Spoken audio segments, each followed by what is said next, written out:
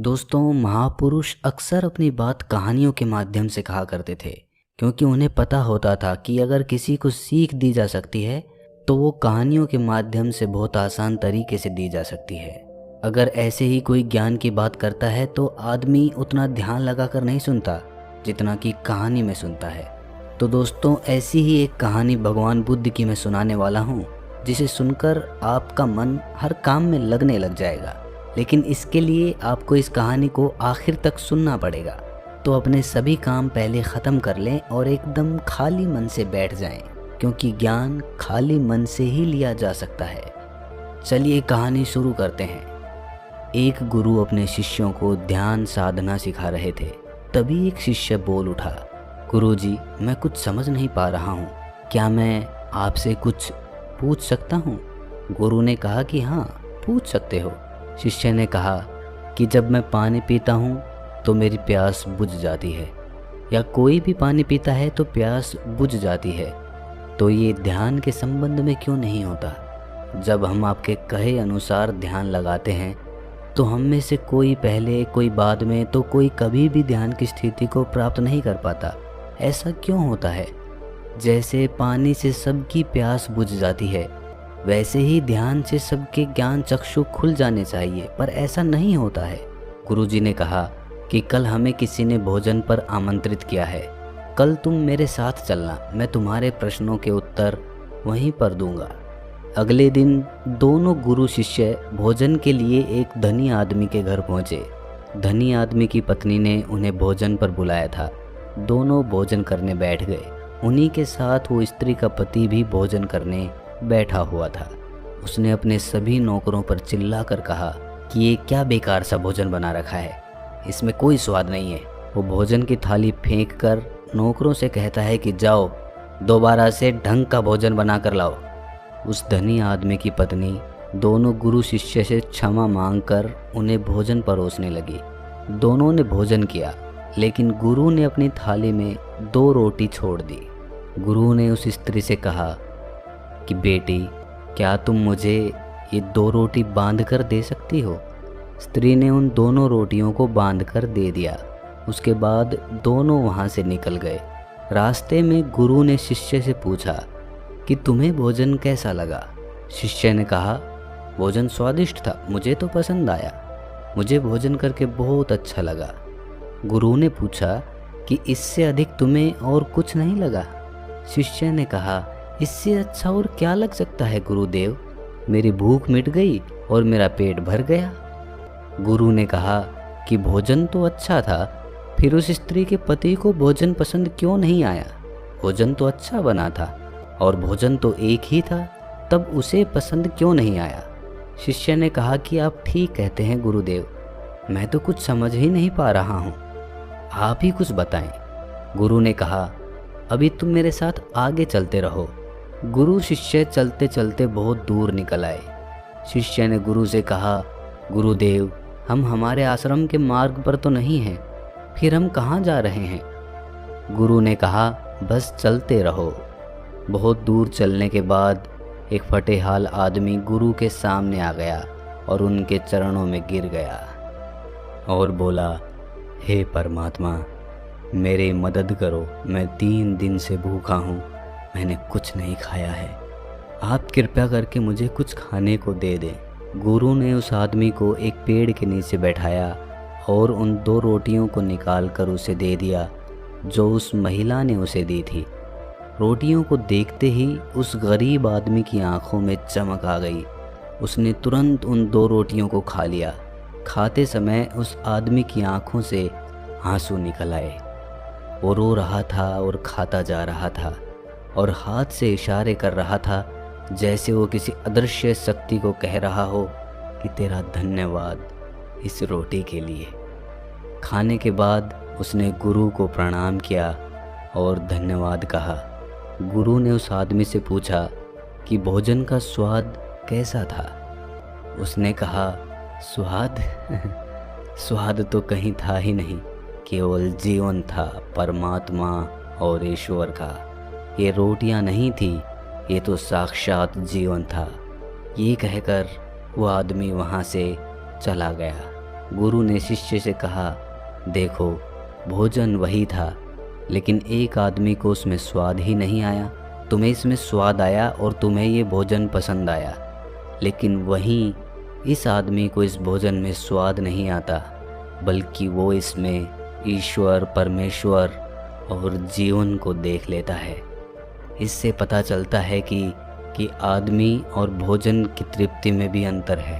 पहले आदमी को इसमें कोई तृप्ति नहीं होती, तुम्हें थोड़ी तृप्ति होती है, और इस आदमी को अनंत तृप्ति होती है।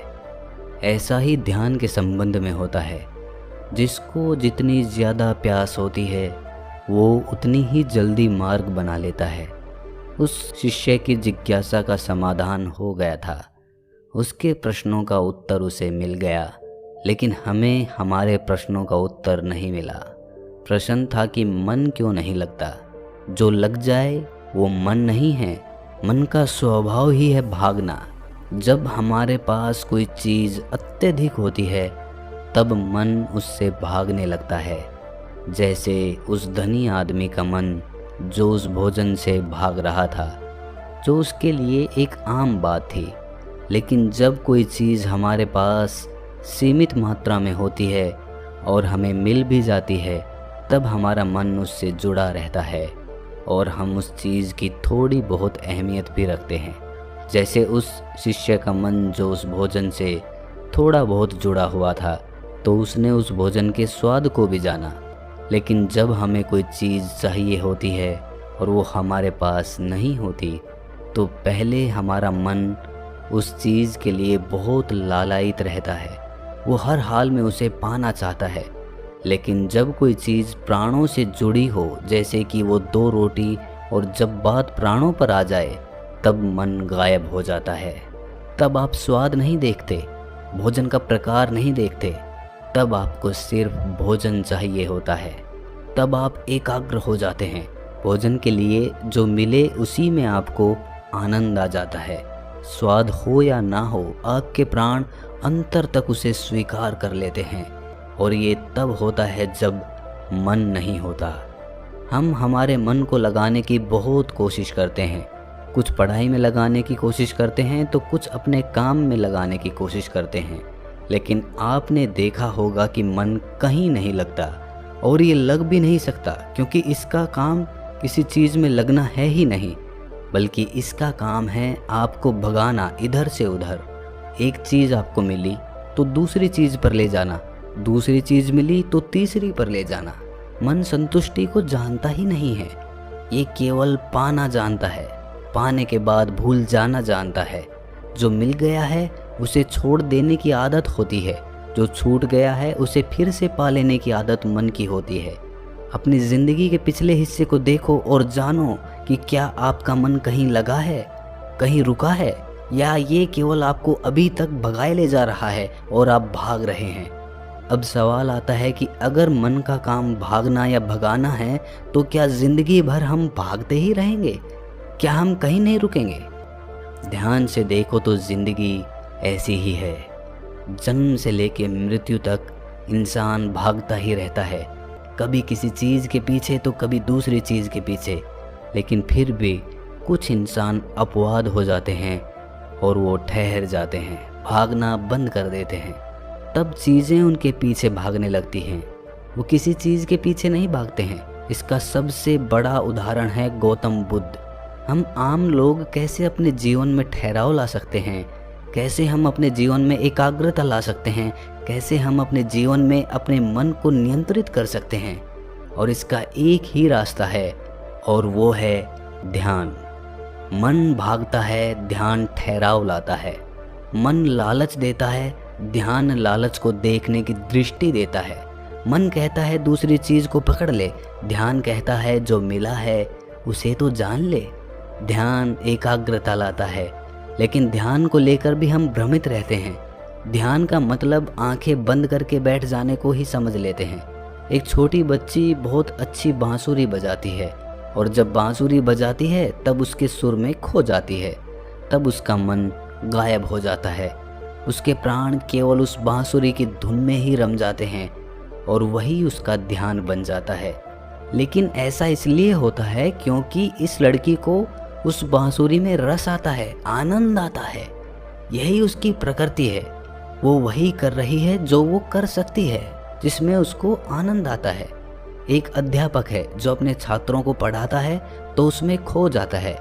वो अपने प्राणों से उस पढ़ाने का आनंद लेता है, उसमें उसकी रुचि है, यही उसकी प्रकृति है। जब वो पढ़ा रहा होता है तब उसके मन में कोई हलचल नहीं होती। वो ना तो तब भूतकाल की सोचता है ना भविष्यकाल की। वो केवल वर्तमान के क्षण में रहता है और यही उसका ध्यान होता है। जो आदमी जो है, अगर वही पूरी तरह से होने लगे तो ध्यान स्वतः घटित होने लग जाएगा, वो एकाग्र होने लग जाएगा। लेकिन जब आदमी कुछ होने की कोशिश करता है तो उसका मन हावी होने लगता है, एकाग्रता टूट जाती है और तब हम भागते रहते हैं, सब कुछ पा लेते हैं, तब भी सोचते हैं कि कुछ रह गया है। और ये अधूरापन कभी पूरा नहीं होता, क्योंकि जो आप हो सकते थे, जो आपकी प्रकृति थी, वो आप नहीं हुए, बाकी सब कुछ हो गए। ऐसे ही आप हमेशा अधूरे रह जाते हैं, तब मन कहीं नहीं लगता। मन की प्रकृति लगने की है ही नहीं तो लग कैसे सकता है? जो लगता है वो एकाग्रता है, वो ध्यान है। और जहाँ आपको एकाग्रता मिल जाए, समझ लेना वही आपके लिए बना है, जिस पर चलकर आप संपूर्ण हो सकते हैं। तो दोस्तों, कैसी लगी आपको ये कहानी कमेंट सेक्शन में ज़रूर बताएं। और हाँ, अगर अच्छी लगी तो इस वीडियो को लाइक कर दें और ऐसी ही ज्ञानवर्धक कहानियाँ और बातें सुनने के लिए हमारे चैनल को अभी सब्सक्राइब कर लें।